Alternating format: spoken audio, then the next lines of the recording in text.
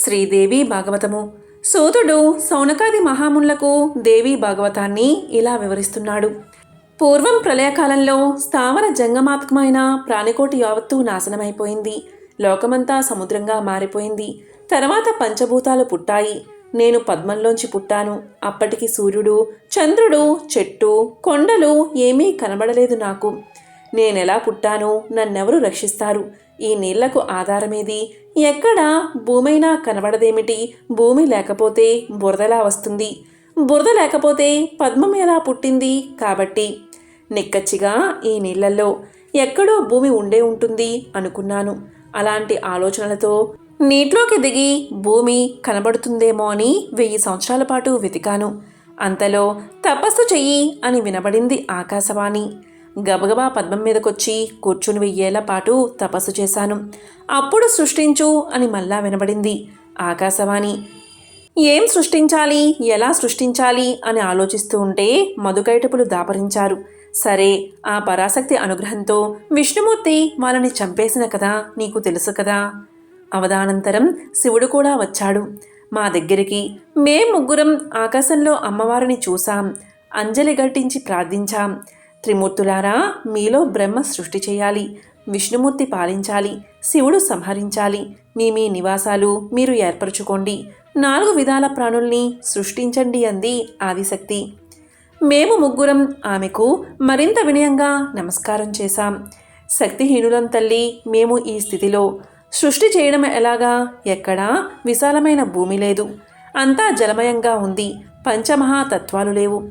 గుణాలు, తన్మాత్రలు, ఇంద్రియాలు ఏమీ లేవు అన్నాం ఏకకంఠంతో. విని నవ్వింది తల్లి.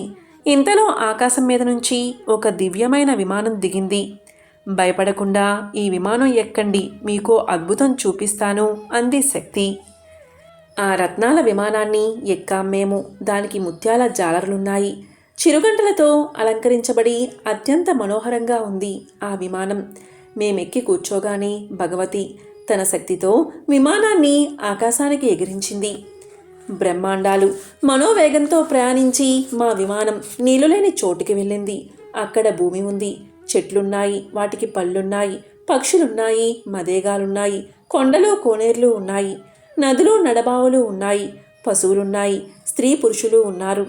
అందమైన పట్టణం ఒకటుంది. రకరకాల మేడలు, యజ్ఞశాలలు ఉన్నాయి. అందులో స్వర్గంలా ఉన్న ఆ నగర సోయగాన్ని చూస్తూ ఉన్నాం మేము. అంతలో ఒక రాజు వేటకి వెళుతూ కనిపించాడు.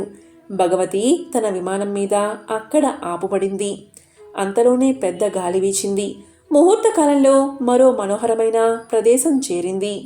అక్కడ నందనవనం కనిపించింది. పారిజాతపు చెట్లు నీడలో కామధేనువు నిలబడి ఉంది. ఆటపాటలతో విహరిస్తూ ఉన్న మేనకాది అప్సరసలను చూశాం. అసంఖ్యాకులైన యక్ష, గంధర్వ, విద్యాధరాదులు మందారవనంలో పాటలు పాడుతూ తిరగడాన్ని చూశాం. సచీదేవితో సహా దేవేంద్రుడు కనిపించాడు అక్కడ. ఆశ్చర్యపోయాం. అగ్ని, యముడు, సూర్యుడు, వరుణుడు, కుబేరుడు మొదలైన దేవతలంతా కనిపించారక్కడ. ఇంతలోనే దేవేంద్రుడు ఆ పట్టణంలోంచి మనుషులు ఆడుతున్న బండిలో ప్రయాణమయ్యాడతను. మా విమానం అక్కడి నుంచి బ్రహ్మలోకం చేరింది. నీకు నేనుగా ఉండగా బ్రహ్మలోకంలో నా కళ్ళెదుట కనిపించిన బ్రహ్మను చూసి తుల్లి పడ్డాను నేను. ఇక శివుడు, కేశవుడు మరీ అబ్బుర పడిపోయారు. విమానం ముందుకు సాగి కైలాసం చేరింది. అక్కడ 5 తలలు 10 చేతులు ఉన్న శివుడు నంది వాహనం ఎక్కి ఎక్కడికో బయలుదేరుతున్నాడు. నెత్తిమీద చంద్రవంక వెలుగుతుంది. పులితోలు కట్టుకుని ఏనుగు తోలును ఉత్తరీయంగా వేసుకుని ఉన్నాడతను. అతనికి ఎడాపెడా వినాయకుడు, కుమారస్వామి ఉన్నారు. నంది మొదలైన వారంతా ఆ శివుణ్ణి కీర్తిస్తున్నారు. అది చూసి ఈసారి ఈశ్వరుడు కంగు తిన్నాడు. విస్తుపోతూ ఉన్నాం మేము. విమానం వైకుంఠం చేరింది. అక్కడ వైకుంఠం నుంచి విష్ణువు ఎక్కడికో బయలుదేరుతున్నాడు. నల్ల కలవ ఛాయలో ఉంది ఆయన శరీరం. బంగారంలా మెరిసే పసుపు పచ్చటి పట్టుబట్టలు కట్టుకున్నాడు. 4 చేతులు ఉన్నాయి. గరుత్మంతుడి మీద కూర్చున్నాడు. లక్ష్మి అతనికి చామరం వేస్తుంది. మాలోని విష్ణువు మతిపోయిన వాడిలా మాన్పడిపోయాడు. మణిద్వీపం ఆశ్చర్యపోతూ ఉండగానే మరో అద్భుతం. ఈసారి విమానం అమృత సముద్రం ఒడ్డున ఆగింది. ఆ సముద్రంలో నీళ్లు తీయగా ఉన్నాయి. తీరంలో అందమైన పూల చెట్లు ఉన్నాయి. అందమైన విహార మందిరాలు ఉన్నాయి. ఆ మందిరాల్లోని గదుల్లో మంచి మంచి శయ్యలు పరిచి ఉన్నాయి. ఆ భవనాల చుట్టూరా వకులాశోక కురువగాది వృక్షాలు ఏపుగా ఎదిగి ఉన్నాయి. కొంత దూరంలో శివాఖండంలో ఉన్న పర్వతాన్ని చూశాం. దానిమీద ఒక పడుచు కూర్చుని ఉంది.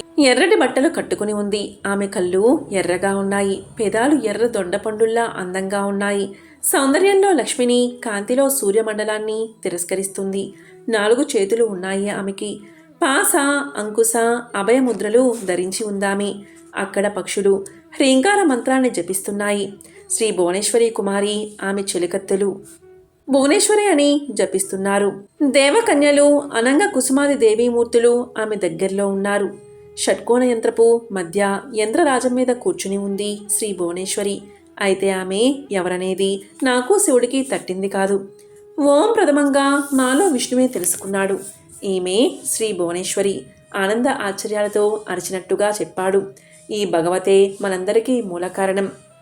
ఈవిడే దేవి, ఈవిడే మహిమాయ, ఈవిడే విద్య, ఈ సుకుమారే పూర్ణ, ఈ సౌందర్యవతే ప్రకృతి, ఈ జగన్మోహిని అవ్యయ. యోగ మార్గం ద్వారా వినా ఈమెనెవరూ తెలుసుకోలేరు.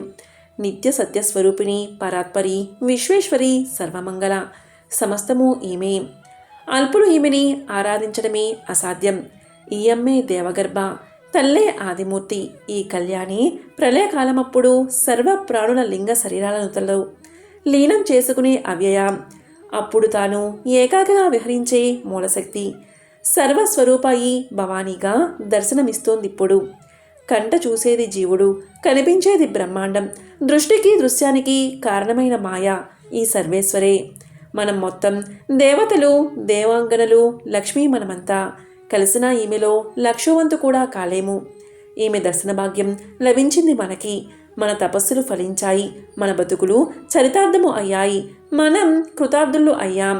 మనం ధన్యుల్లో అగ్రగణ్యులు అయిపోయాం. ఆహా చూడండయ్యా ఆమె సోయగాన్ని.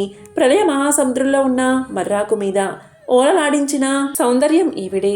బుల్లి మర్రాకు నాకు మంచి పక్కగా ఉండేది. అప్పుడు నా శరీరం ఎంతో కోమలంగా ఉండేది. జోలమాడుతూ నన్ను ఉయ్యాల్లూపేది ఈమె. నేనిప్పుడు నా కాలి బొటనవేలు నోట్లో పెట్టుకుని చీకుతూ ఉండేవాణ్ణి. ఈవిడ్ని చూస్తుంటే ఆ రోజులు గుర్తొస్తున్నాయి. అవును, మరి ఈమె నా తల్లి. బ్రహ్మ పరమేశ్వర పదండి, పదండి ఆ దేవికి నమస్కారం చేద్దాం. ఈమె మనకు ఎనలేని వరాలను ఇస్తుంది. ఆమె శ్రీ చరణాల వద్దకు వెళ్ళి స్తోత్రం చేద్దాం పదండి. విష్ణు అలా అనగానే ముగ్గురం విమానం దిగి ఆమె వైపు సాగాం. మనసులో సందేహాలు ఉండనే ఉన్నాయి. అవి కనిపెట్టినట్టుంది ఆవిడ. మధురమైన మందహాసం చేసింది. మా ముగ్గురిని మగులుగా మార్చేసింది. అంబురు పడిపోతేనే ఆ అమ్మ సన్నిధికి చేరాం. నమస్కారం చేశాం. అటు తర్వాత ఏం చెయ్యాలో పాలుపోక ఒకళ్ళ ముఖాలో కళ్ళు చుక్కలు చూసుకుంటున్నాం. పరిసరాలు పరిశీలించాం. ఏం చెప్పమంటావురా అబ్బాయి ఆ వైభోగాన్ని? అది చెప్పడం నా వల్ల కాదనుకో. అన్నిటికన్నా అద్భుతం ఏమిటి అంటే అమ్మవారి గోళ్ళు అద్దాల్లా ఉన్నాయి. ఆ అద్దాల్లో చరాచరమై సృష్టిని చూశాను నేను. నన్ను, విష్ణువుని, ఈశ్వరుణ్ణి, పిపీలకాది బ్రహ్మ పర్యంతం చూసేశాను. నాడు విష్ణువు స్త్రీ రూపంలో ఉండగానే అమ్మవారిని స్తుతించాడు. ఈ విధంగా నారద మహర్షికి బ్రహ్మదేవుడు చెప్పగా సూతుడు సౌనకాది మహామునులకు శ్రీదేవి భాగవతాన్ని వివరిస్తున్నాడు. ఓం శ్రీ మాత్రే నమః.